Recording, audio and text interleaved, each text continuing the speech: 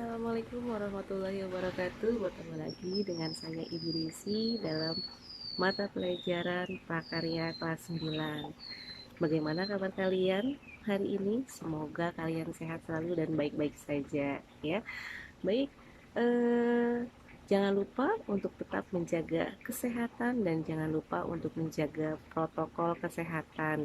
Jika kalian ingin keluar rumah, jangan lupa untuk pakai masker, menjaga jarak dan juga sering mencuci tangan memakai sabun agar terhindar dari virus COVID-19.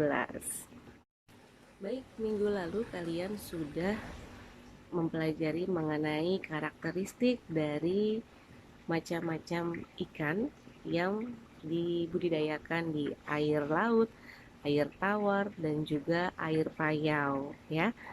Ya, budidaya ikan tersebut memang sangat banyak di Indonesia karena memang didukung dari luas perairan Indonesia, yaitu 2/3 dari luas wilayah Indonesia ya, sehingga budidaya ikan tersebut sangat bagus dan sangat banyak dibudidayakan di Indonesia. Baik, kali ini kita akan mencoba untuk mengulas mengenai sarana dan juga peralatan budidaya ikan konsumsi. Yang pertama ada apa? Ada benih ya. Yang kedua ada pakan, terus kemudian ada pupuk ya, ada air dan juga ada kapur, obat-obatan serta wadah budidaya ikan konsumsi ya.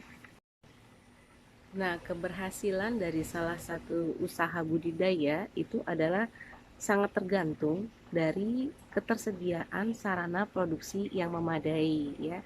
Sehingga sebelum memulai budidaya, perlu sekali kita untuk mengetahui sarana produksi apa saja yang akan dibutuhkan ya. Maka dari itu kita akan mencoba untuk mengulas mengenai sarana produksi dari budidaya yang meliputi alat, bahan ya, serta wadah budidaya ikan konsumsi. Oke, kita mulai ya. Yang pertama adalah benih ya. Di mana benih ikan yang unggul itu diperoleh dari induk yang unggul ya. Nah, untuk benih ikan ini juga sangat variatif ya ukurannya, tapi biasanya memiliki berat minimal 100 gram. Misalnya seperti ikan mas, itu dia harus memiliki ukuran sekitar 5 sampai 8 cm ya. Kemudian kalau ikan nila dia berukuran 8 sampai 12 cm dan lele 5 sampai 8 cm ya.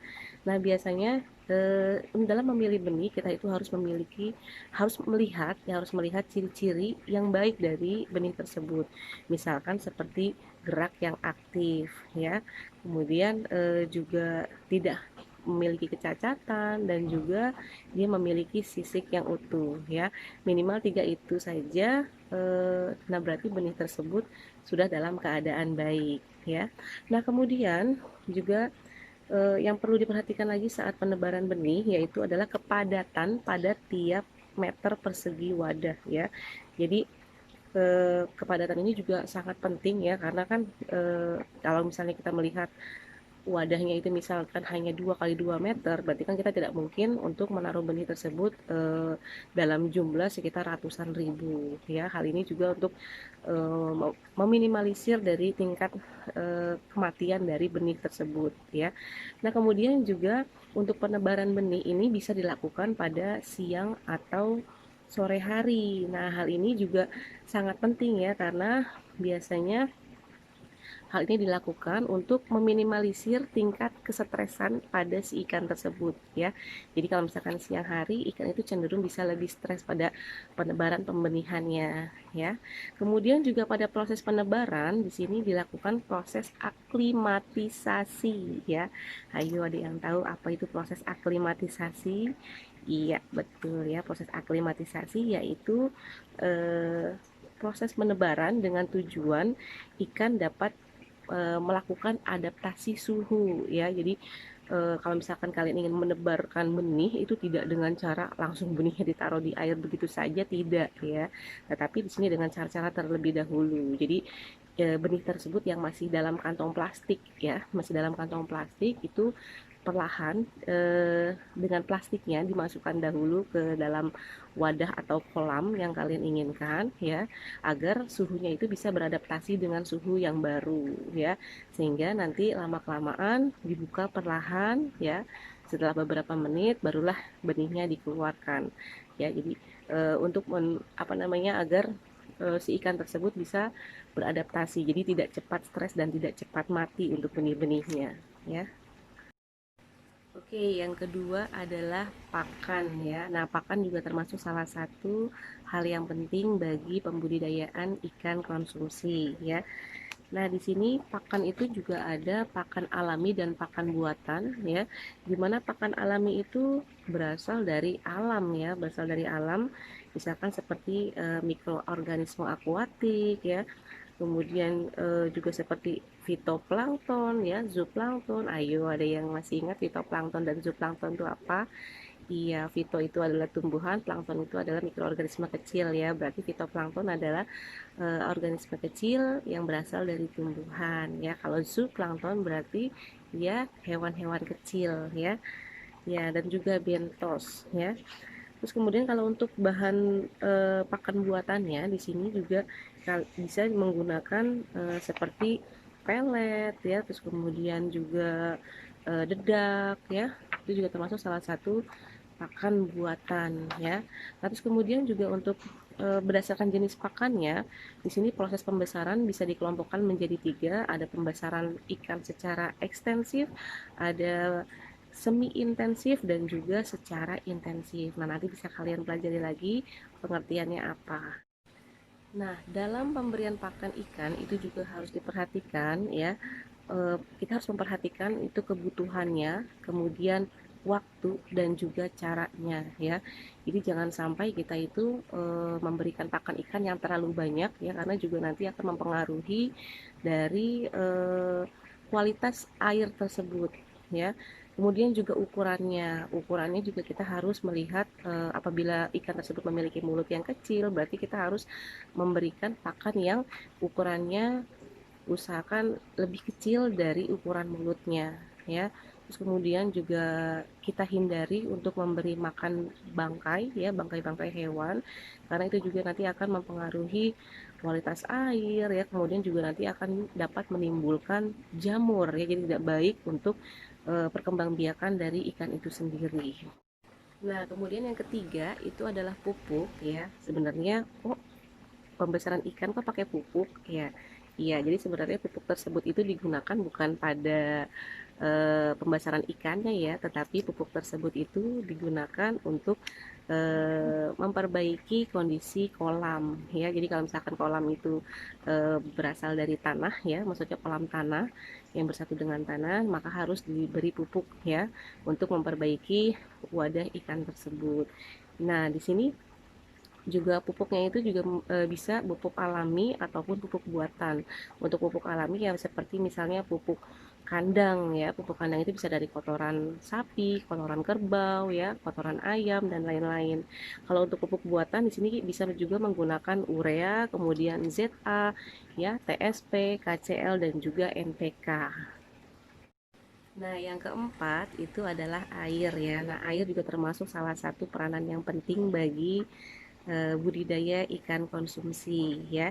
Dimana di sini pengelolaan kualitas air itu harus juga menunjang bagi kehidupan ikan-ikan tersebut dan juga biota-biota pada budidaya tersebut ya, misalkan seperti mikroorganisme ya, terus kemudian juga fitoplankton, zooplankton dan lain-lain. Jadi di sini kalau untuk kualitas air itu bisa juga diukur dari pH. Apa itu pH?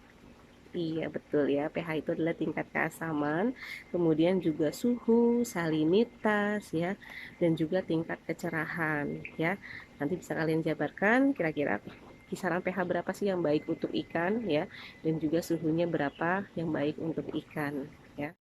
Nah, kemudian yang kelima itu adalah kapur ya. Kok pakai kapur sih? Buat apa ya kapur? Iya, jadi kapur tersebut digunakan untuk mempertahankan kestabilan dari keasaman pH ya. pH-nya pH apa? pH tanah ya dan air, sekaligus memberantas hama-hama penyakit. Nah, jenis kapur ini yang digunakan biasanya bermacam-macam ya.